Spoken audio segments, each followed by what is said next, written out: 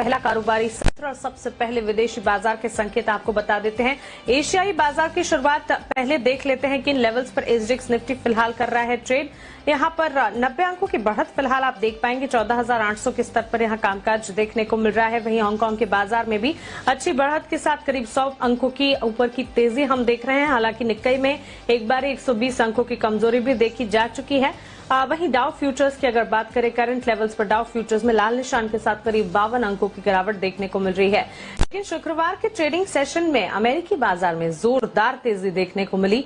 360 अंकों की जोरदार बढ़त के साथ डाउ बंद होने में कामयाब हुआ। वहीं टेक शेयरों में जो खरीदारी आई उसका सीधा पॉजिटिव इंपैक्ट नैस्डैक पर भी पड़ता हुआ हमने देखा। लेकिन विदेशी बाजार के संकेतों में और क्या कुछ अहम है, कौन से ट्रिगर्स हैं जो कि इस हफ्ते में इंपॉर्टेंट रहने वाले हैं, आज के लिए विदेशी बाजार के संकेत कैसे लग रहे हैं, दीपांशु भंडारी से जान लेते हैं। दीपांशु, गुड मॉर्निंग, बताएं। Good morning Mansi. और अच्छे संकेत आ रहे हैं जहां तक ग्लोबल बाजारों का सवाल है। काफी अहम हफ्ता रहने वाला है ये, क्योंकि एक तो जो अमेरिका में कंज्यूमर फोकस्ड रिटेल कंपनीज हैं उनके नतीजे आएंगे, जैसे कि वॉलमार्ट, होम डिपो, टारगेट। तो वहां पर नजर आएगी, क्योंकि अमेरिकी इकोनॉमी का रिटेल स्पेंडिंग एक बहुत बड़ा हिस्सा है, तो वहां से इकोनॉमी के सुधार के भी संकेतों पर नजर रहेगी। साथ ही बुधवार को फेड के मिनट जारी होंगे और वहां से पता चलेगा कि रेट्स को लेकर, स्टिमुलस को लेकर फेड की क्या सोच है। और कई सारे जो फेड के रीजनल चेयरमैन हैं वो इस हफ्ते पब्लिक स्पीचेस करने वाले हैं, तो वहां पर भी नजर रहेगी। जिस तरह से पिछले हफ्ते डर था कि शायद फेड स्टिमुलस कम कर सकता है या फिर रेट्स जल्दी बढ़ा सकता है, तो उस लिहाज से काफी अहम हफ्ता रहने वाला है। शुक्रवार को बढ़िया रिबाउंड आते हुए देखा अमेरिकी बाजारों में। जैसा आप बता रही थी, डाउ पर 350 अंकों का उछाल, नैस्डैक भी 2.25% ऊपर बंद हुआ। टेक्नोलॉजी शेयर्स में खरीदारी रही, पर बाकी सभी सेक्टर्स में भी आपने अच्छा एक्शन बनते हुए देखा। सीडीसी जो अमेरिका की हेल्थ एजेंसी है, उन्होंने नई गाइडलाइंस जारी करी हैं और वो कह रही हैं कि वो सभी नागरिक जिनका पूर्ण टीकाकरण हो गया, यानी कि वैक्सीन की दोनों डोजेस लग चुकी हैं, अब उन्हें पब्लिक में मास्क पहनने की जरूरत नहीं है।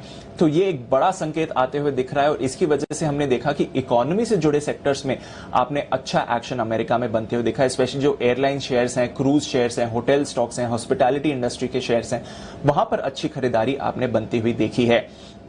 विक्स में भी हमने 18% की गिरावट देखी। बॉन्ड यील्ड भी 1.6768% से गिरकर अब 1.63% के करीब आ गई है, तो वहां से भी कंफर्ट है।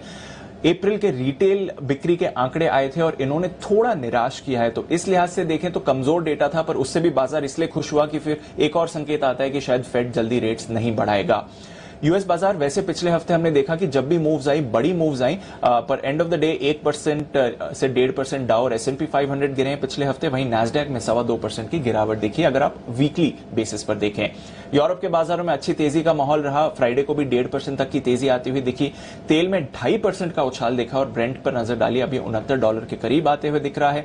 वहीं सोने में खरीदारी थी, पर डॉलर इंडेक्स पर दबाव बनते हुए देखा है। और फाइनली बिटकॉइन पर नजर रखिए, क्योंकि कल इलॉन मस्क साहब ने एक और ट्वीट, उन्होंने ट्वीट नहीं जारी करी, किसी और की ट्वीट पर उन्होंने रिप्लाई करा, जिससे संकेत आते हुए देखे कि शायद जो इनके पास और टेस्ला के पास बिटकॉइन पड़े थे वो ये और बेच रहे हैं या फिर ऑलरेडी बेच चुके हैं, जिसकी वजह से बिटकॉइन में भी कल 7% की बिकवाली और आते हुए दिखी है।